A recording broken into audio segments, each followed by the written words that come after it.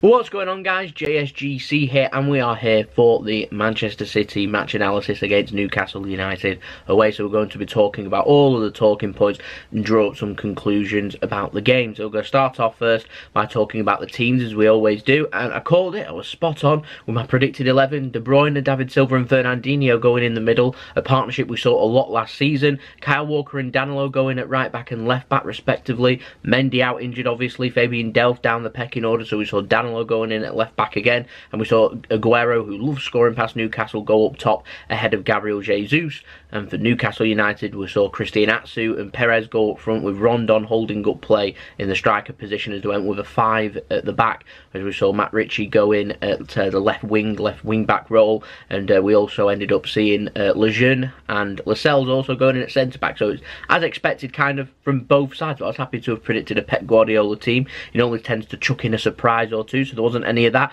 So we've gone with the strongest 11 in my opinion that we could have fielded, and it worked wonders. 24 seconds in, wow, quickest goal of the season so far in the Premier League. Leroy Sané, he set up Raheem Sterling, he was away, did a deep ball over. David Silva kind of slips, heads the ball back across as the goalkeeper came, flapped, missed the ball, and the ball was squared for Aguero to calmly slot home after 24 seconds. The perfect start. Dubravka making the mistake by coming out for the ball, and David Silva kind of being too mad, whether to go with his feet or head slip, so he goes with his head. It makes his mind up. It was the right call and the perfect start. Newcastle shell-shocked, have gone 1-0 up. Now, soon after, big talking point this, Kevin De Bruyne played a quick free kick and it set Sergio Aguero with a first time shot, goes into the back of the net, well worked goal, should have been 2-0, but the referee had disallowed it. Paul Tierney was the referee in this game, and he told Kevin De Bruyne, no, you're not taking the free kick quickly, you'll go on the whistle. That's the words that he said to him, or thereabouts. De Bruyne ends up taking the free kick quickly. Both teams are set up. They've both got the players in place where they want them to be, so you're well within your rights. I think the BT Sport commentator said that. You're well within your right. It's your free kick, it's your advantage to do as you please, and that Adesina's gone 2-0 up. The referee pulls it back. Okay, I can accept that he's pulled it back. Sometimes referees are like that. A little bit of a job's worth there. To then booked De Bruyne for doing it. I don't agree with that too much. I thought that was a bit of a joke of a decision, if I'm honest. There wasn't a lot of common sense in that, to be honest. It's a strange one. I was disappointed that we didn't go 2-0 up though, but to be fair, we had plenty of time throughout the first half and into the second half to have gone and get that second goal. We saw David Silva, the ball squared across, and David Silva had 2 defenders to beat as he did a header, as it ended up getting well blocked by Newcastle on the line just before half time. But all in all, it wasn't too bad a first half. We're just lacking that little bit of urgency just to go and get that second. That's all we needed. But that little bit of urgency there, inject that little bit of pace and power and a little bit more accuracy, particularly with the passing, and be able to work the balls in, and we'll be there or thereabouts. That's all that we needed to do into this game, and for some reason it never came. For Newcastle, Ritchie was putting in some nice deep balls into the box that were winning headers. Man City were. Fernandinho was having, particularly in the first half, winning a lot of headers, having decent games, but the passing was well out. I looked at half time, it was at 89% pass completion rate. However, the ball, it seemed like it was miles out. When they was trying to thread the balls through, the ball was zipping. For some reason, they weren't going on the ground, they were going longer, so the ball was just bouncing, then rolling out of play. The surface was very quick, and so you need to try and use that to your advantage by doing slowing down the play, then working the ball a little bit quicker and putting Newcastle under pressure, and it never really came. It's almost like we were settled with the 1-0 and we were going to be patient in this game, waiting for Newcastle to commit later into the game, make the mistake, we'll kill them off and get the second goal then, rather than really pushing for it. And we've seen us do this against Crystal Palace,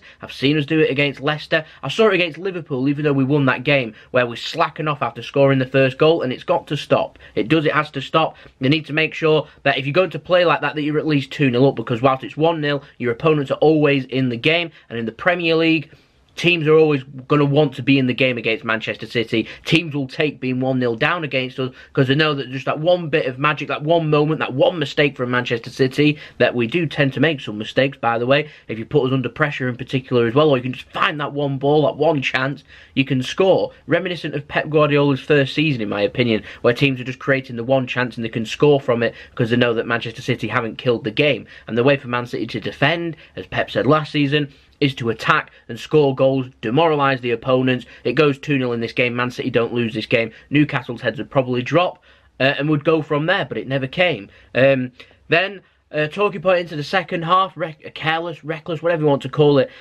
decision by Kevin De Bruyne to, for some reason, not to pull out of a tackle. He kind of does and kind of doesn't, and he gets away with one with a foul on Matt Ritchie because he could have been sent off for that. I feel like the referee felt like he was very harsh in the first half in giving him a yellow card for that not goal, if you get where I'm coming from with that he doesn't send him off. And then just a minute later, Perez then takes out Kevin De Bruyne, who'd already been booked Perez, and he should have seen red. So we could have seen both players sent off. The referee then decides no.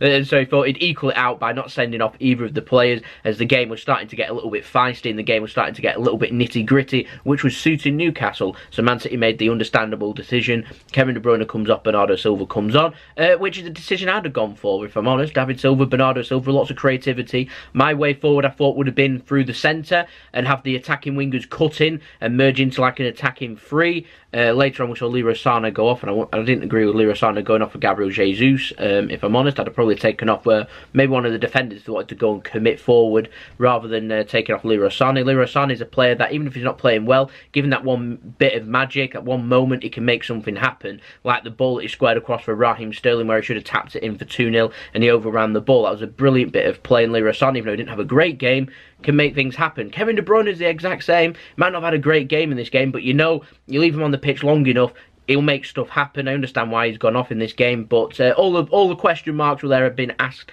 of Manchester City. We needed just to try and hold this on and hope we could hit Newcastle on the counter-attack. However, 66 minutes in, a cross is cleared, it's played back, we lost a second ball. We lost a lot of second balls in this game. We need to work on that again and be a lot stronger, because we were very good on that last season, winning the second ball and building up play from the back. So I just need to take it a bit easier, take it a bit calmer and assess the situation, because we were put under a lot of pressure and we crumbled last night, unfortunately. But the cross was cleared, it was played back in, Rondon was there, right place at the right time, onside as well.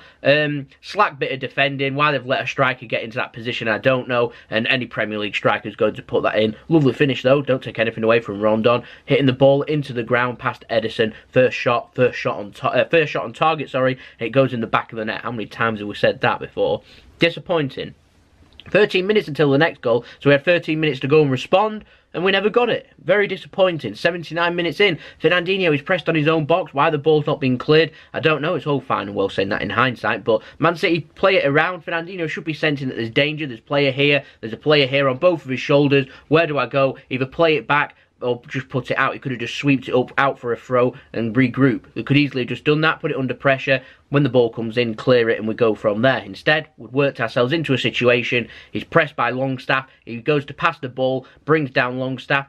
Bit of a weak penalty, but I understand why he's gone down and why the penalty's been given, in my opinion. And yeah, we're in a situation now. Edison's gone on, he's injured, he remains to stay on, and Matt Ritchie takes the penalty a minute later and slots it. I will say it was probably I don't want to say it was a poor penalty, because there was a lot of power and low down. If you're going to take a penalty that isn't in the corner, go low and go hard, because it's very difficult for the goalkeeper to save, but it goes right under Edison. Edison will be extremely disappointed to have conceded that penalty and gone right under him. But Matt Ritchie, I will say that if Newcastle are in them situations where they're fighting relegation and they get in these situations again this season, he's going to have to pull out better penalties than that, because he'll do that once too often, going low. It was nowhere near the corner, and he's got away with it. Newcastle will take that though. I'll take it if it was Man City, if I'm honest. But yeah, an ugly goal for me, but absolutely beautiful, I'm sure, to Newcastle as they go 2-1 up. And again, we've got question marks there. We've got 11 minutes. Go and do something about it. We need 2 goals.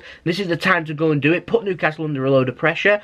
And again, we never really got going, did we? And from there, full time, 2-1. And it showed just what a load of hard work, staying in the game, a fighting spirit, being determined and wanting the result. It shows what it can do. It goes a long way in the Premier League, and it's the results that Newcastle can continue it throughout the rest of the season and build on this win will keep them in the Premier League. Rondon, my man of the match. I don't often give it to the opponents, but no standout players for Man City in this game, so I have to give it to one of the Newcastle players. I thought Rondon was absolutely brilliant in this game. Perez, a very close second, both doing extremely well up front and making things happen. Newcastle wanted to get into a scrap. They got us into a scrap, and they knew that they could win that scrap, and did. So fair credit to them. I'm hoping they can build on it and stay in the Premier League. I do like Newcastle, and I would like to see them do well in the Premier League. So yeah, First time I think we've lost in 22 matches against Newcastle. It's extremely disappointing, and we put ourselves under a load of pressure. We're going to check the stats first because I'm quite interested about the passing stats. So we've had 76% possession to Newcastle 24. Comes as no surprise. We had twice as many shots, 6 shots to our 12. They've had 2 on target, 2 goals. They can't ask for much more. It's disappointing on our end. We've had 4 shots on target from our 12, so 1 in 3 shots have gone on target, just like Newcastle's ratio, and we've not put the ball in the back of net. It comes down to that old cliche that I say every single preview: to win a Premier League game, you need to be clinical. You need to put your chances away. I'm disappointed we've only created 12 opportunities for us to try and to have shots.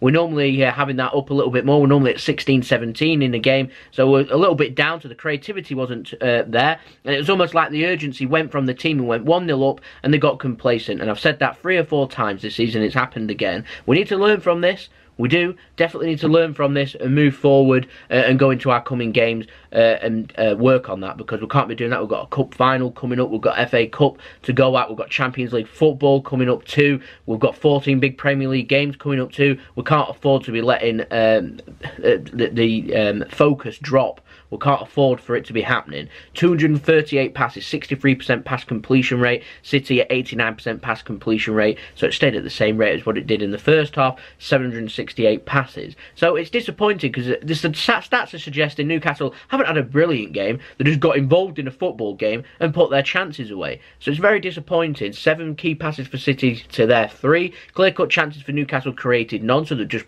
come up with an opportunity, shot, and it's managed to go in. City created just 1 clear-cut chance, obviously, where they put the ball into the back of the net. And when Man City play, they panic a little bit and they put a lot of crosses in, and we never connect with them. Newcastle put 6 balls in, connected with 1. They weren't getting many crosses in. City put 21 crosses in and connected with just 1. Now, the heights of our strikers and attackers, none of them are over 6 feet tall, so they're not going to be beating defenders that are a lot taller than that in the air. So why are they going in the air? I don't know. The way to go about it is to be smart and to be clever. Get it through the middle and pack the middle. They didn't do it in this game, and I'm not too sure why they didn't, because in the previous games we won 8 in a row, obviously 6 clean sheets in a row too, up until the game.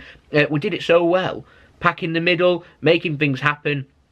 De Bruyne kept going out wide, getting balls in. It weren't working. Leroy Sané went off because he was getting out wide, trying to put balls in. So why not get them to cut into the centre, move it in, and pack the middle? It's not like Newcastle had loads of width. They were relying on hold-up play. So they could have man-marked Rondon out of this game. They could have gone through the middle, and they never did that. Disappointing. 8 corners, and once more, we don't score off any corners. They really do need to work on putting their balls in, but we're not a physical attacking side in that sense. We're not a team that looks for headers and tries to be dominant in the air. We rely on a lot of accuracy in our balls in, and so it all seems a little bit hopeful for me. Defensive stats: City put in more tackles, Newcastle had more interceptions, Newcastle had more blocks, more clearances, more headed clearances, and also more saves. It's to be expected. Ederson literally had 2 things to do, and that was pick the ball out of his net twice. So it's very disappointing. We've got to wait for Liverpool now tonight. They're playing. I think it's important we don't really focus on Liverpool, though. Liverpool have got a match against Leicester at Anfield. It don't really matter to me if they win, lose, or draw the game.